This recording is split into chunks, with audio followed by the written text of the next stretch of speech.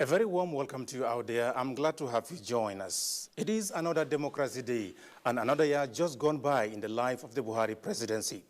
In total, 6 years have now been spent, 2 more to go. How far so far in the implementation of the next level agenda of the governing APC? This is the focus of this special edition of NTA Exclusive. My name is Adam Musambo, and my guest is none other than the President, Commander-in-Chief of the Armed Forces, Federal Republic of Nigeria, President Muhammadu Buhari. Your Excellency, thank you for this opportunity. Thank you very much. Let's begin this way. From what you are seeing and hearing, and from what you have been able to accomplish so far since coming to power, how will you describe Nigeria today? Well, I want Nigerians to be fair to this administration. They should reflect seriously at the time we came in, especially relative to Northeast and South-South. Where we are now, it's in time relativity. Resources, how much were we producing over the previous administration before we came was producing 2.1 million barrels a day, average, at the price cost of $100 American per barrel. When we came, somehow the militants in the South-South were unleashed on this administration, and production went down to 500,000 barrels a day. Again, the market, the oil market collapsed. So I would like Nigerians to reflect on those in terms of resources and time. And I believe we haven't done very badly. Just recently, Your Excellency, you read a riot act warning those killing security personnel and burning critical national assets that they will be treated in a language they understand. That's a coded statement. What do you really mean, Your Excellency? Well, what I mean, how can you go to police station, kill the police if they are there, loot the armory, and burn the place? What do you want to achieve? Go and open prison and allow criminals that have been tried through the legal system and let them loose on the society. And then how can government sit aside and allow this confusion to be perpetrated? All they need is confusion, and no government can allow confusion. Look at the NSAS incident in Lagos.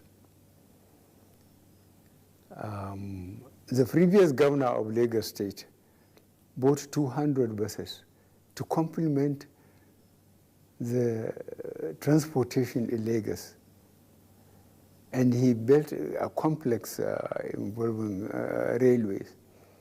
But they went and burned them.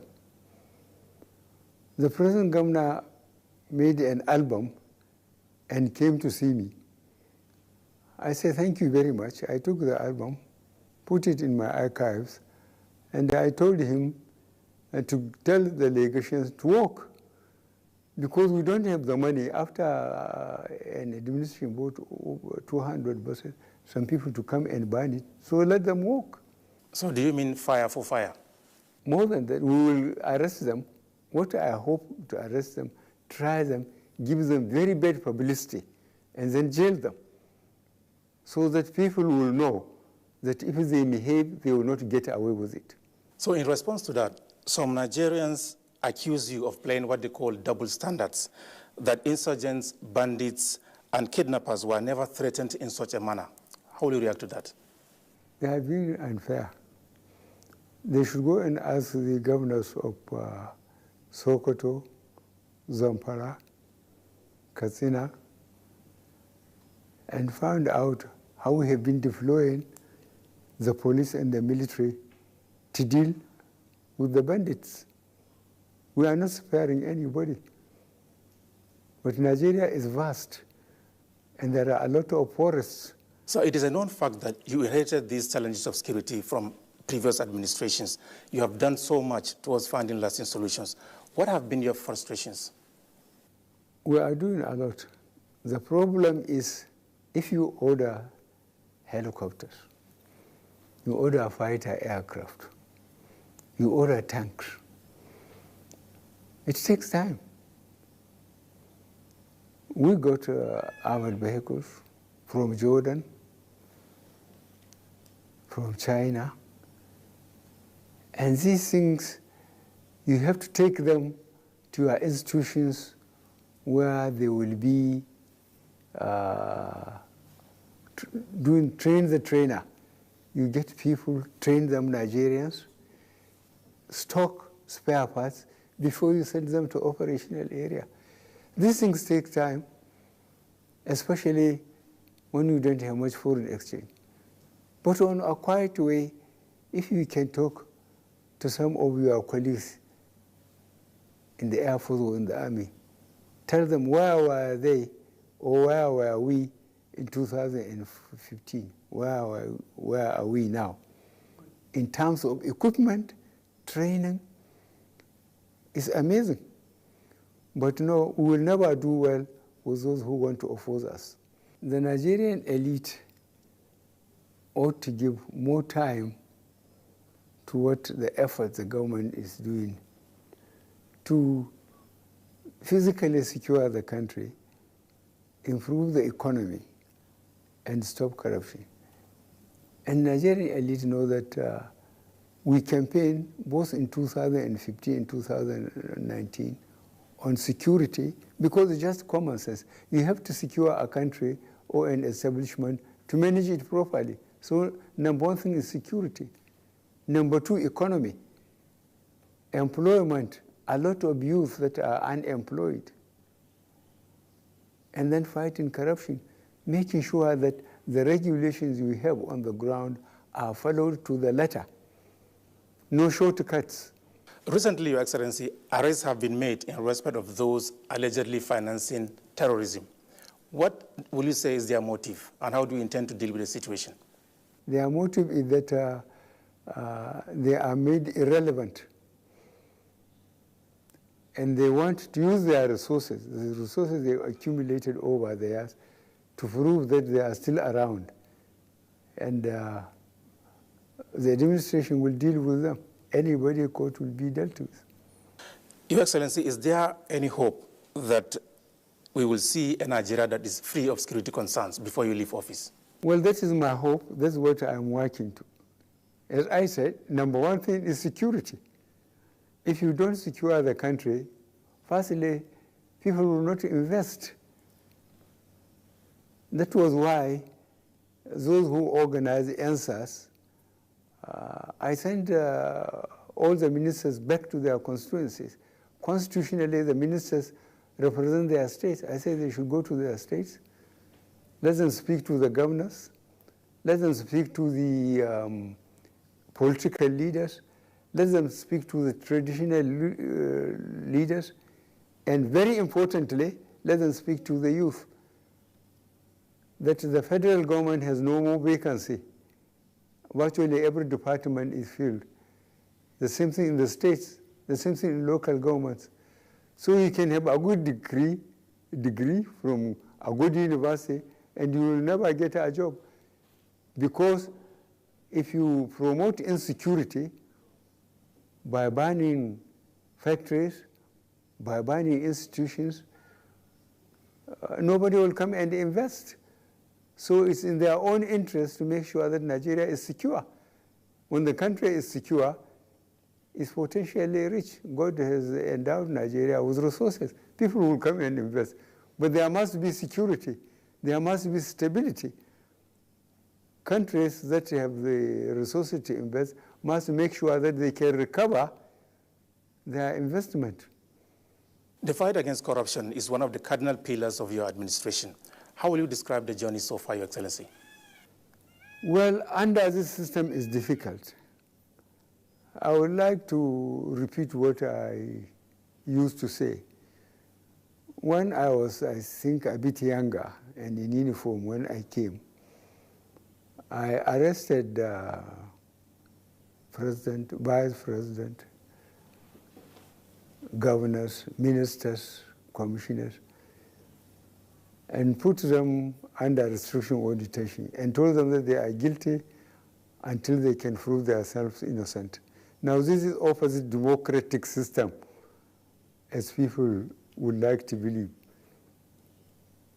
And we put investigation panels virtually based on the present geopolitical zones for those who held positions.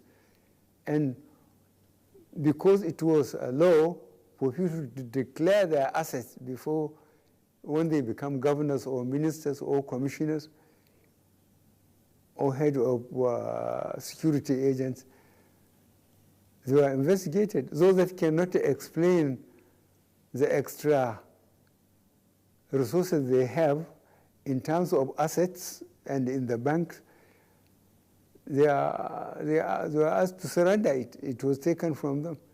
But eventually I myself was arrested, detained, and they were given back their loot. So this is Nigeria. You have once said that only God knows how much has been stolen from this country. But most worrisome, as you have also said, is that those with illegally acquired funds use them to fund your administration and destabilize the country. What have been the stumbling blocks in your efforts at making them pay for their sins? Nigerians, I think, are very forgetful.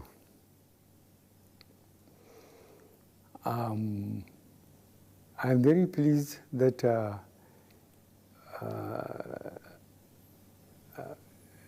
majority of Nigerians, what I believe, think that this country, this administration, under the circumstances, are doing their best.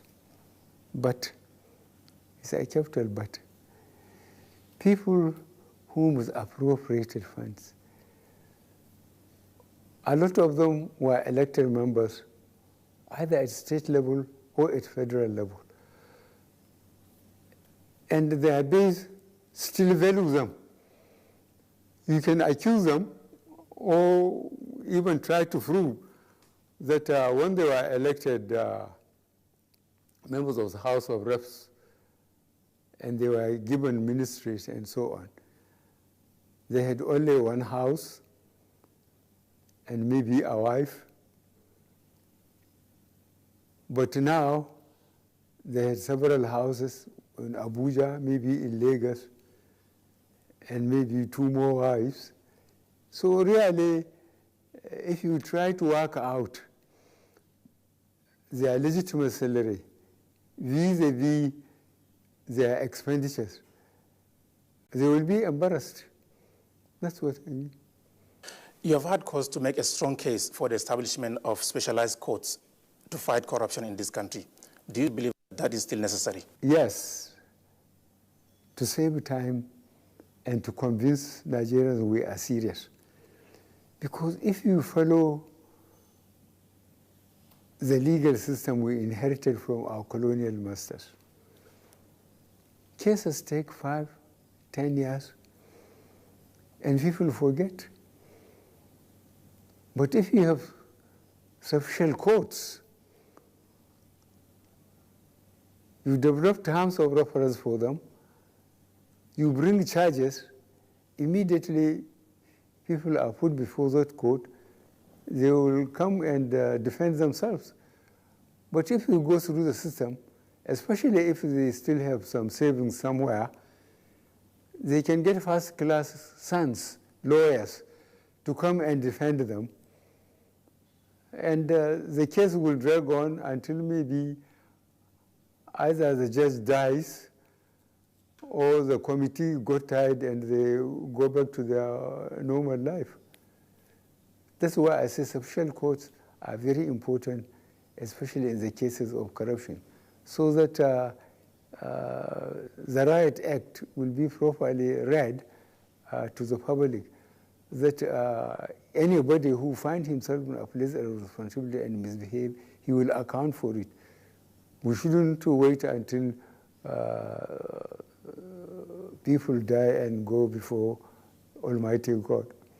Development of the railways is also a cardinal objective of your administration. You have done so much. Why do you focus on railways? I used to sit and watch even the network news. 2 years ago also, if you watch and see the number of people dying, between Lagos and Ibadan alone because of bad roads, because there are no railways. You'll be sorry for this country.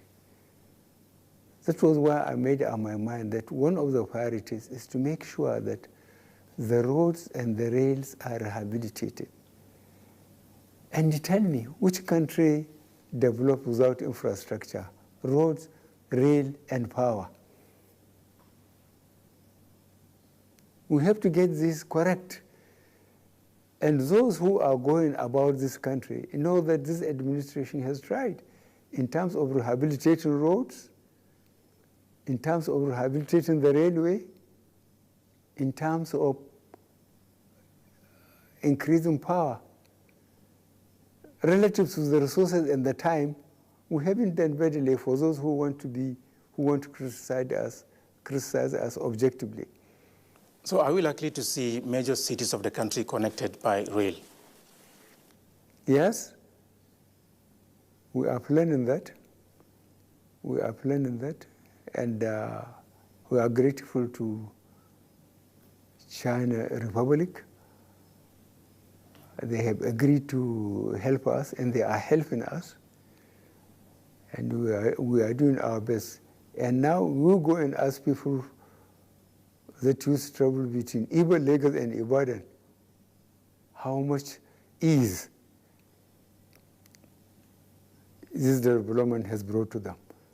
To travel between Lagos and Ibadan used to be hell. On the economy, Your Excellency, Nigeria recently exited its second recession due to the pragmatic implementation of your administration's economic policies and programs. Is it yet Uhuru? Are you satisfied with the performance of the economy so far?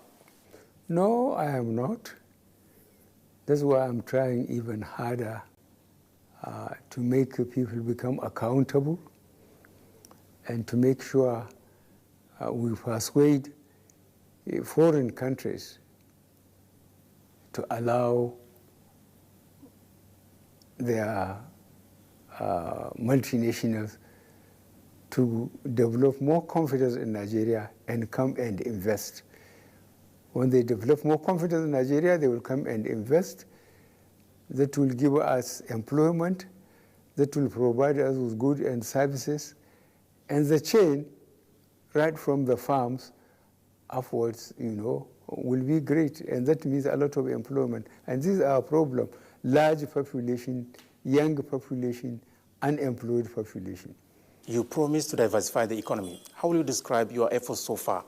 Well, you could recall, and if you don't, the business people and the smugglers will recall, we closed the borders with Benin Republic and with Niger. With Niger, we have 1,500 kilometers border with them, from Lake Chad to Benin Republic. And there are business people that order things from Niger, but for Nigerian market. We closed the borders, we stopped importation of food. We know if you have to come, that you shouldn't give a sterling to anybody who is importing food. Let us eat what we produce. We made sure that you can only come through the port. Through the port, you pay customs. Before you go and buy other sterling, dollar, or whatever at the market, because central bank will not give you money to go and import food. And when they come back, they cannot compete with local producers. So that encourages a lot of people to go back to the land. There are people who left air-conditioned office and went back to the farm. And that was positive for Nigeria. Now our own rice is fresh and is available and is competitive in the market. I think this is one of our major successes. You're also doing so much in fertilizer production. Why fertilizer? Yes, because we want productivity. And productivity means that people can get food. Basically, And we have to empower the farmers. Fertilizer used to be very scarce, used to be very expensive. We made sure it's available in all local governments can afford fertilizer. And I'm telling you, we made a lot of progress. If we haven't taken that initiative, we would have been in trouble. Why? Because, as I said, the petroleum industry has almost collapsed. We are not earning as much as we used to. And if we don't have the money to buy it, and we couldn't farm it, if you get 50 million people hungry, we'll be in trouble. So we made sure that we made it available, and the response was very, very good, as you know. Let's talk politics now. Unlike other political leaders, you came out so early to announce that you are not going to stay a day longer after the termination of your administration. Why come out so early to announce that? Well, I hate fraud in any form.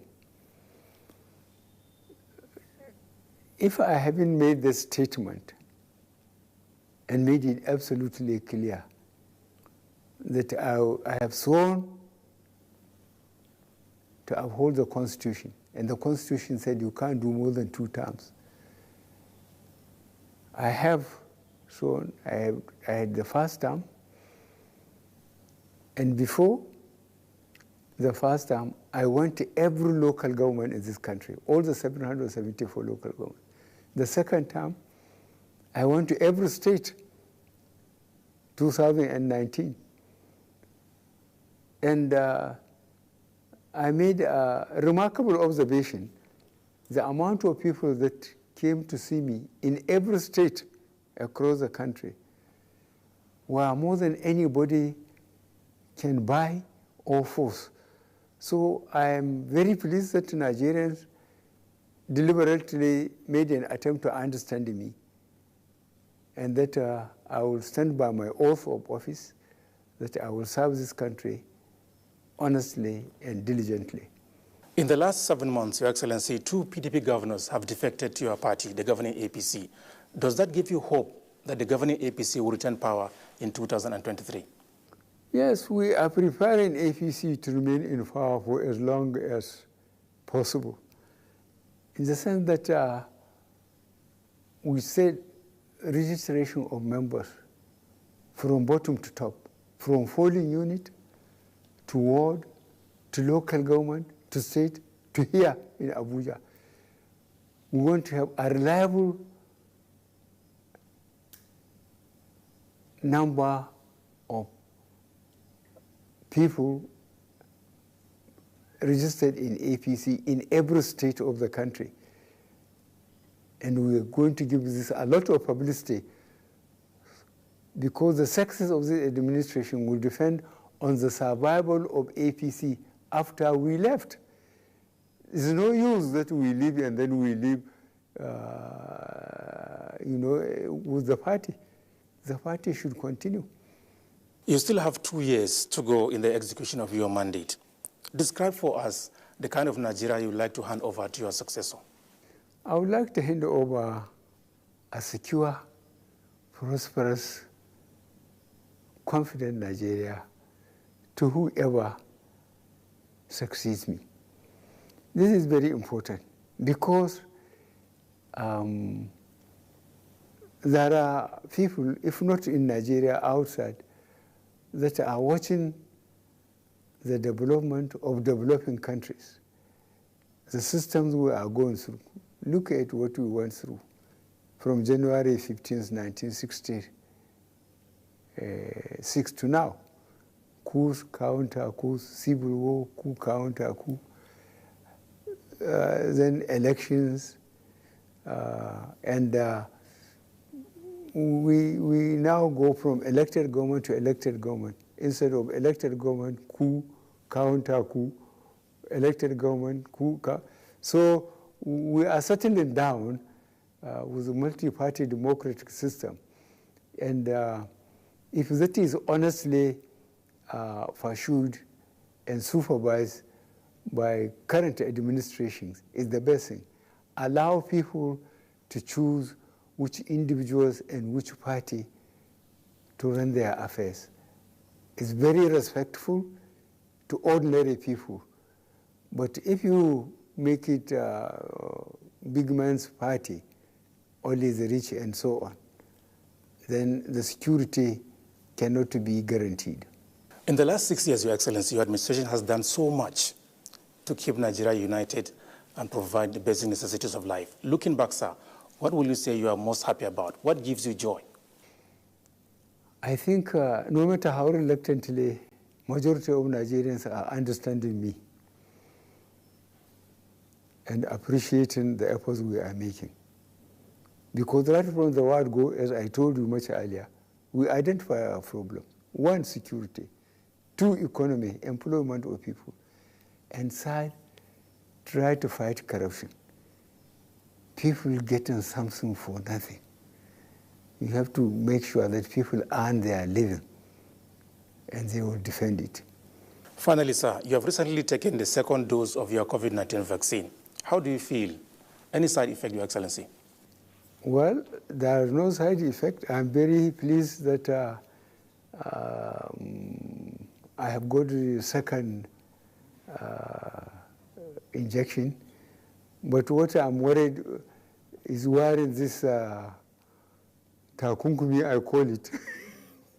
Mr. President, I would like to sincerely thank you for this opportunity.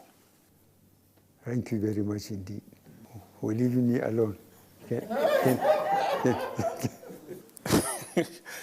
Join us next time on yet another edition of NTA Exclusive. My name is Adamu Sambo saying bye for now.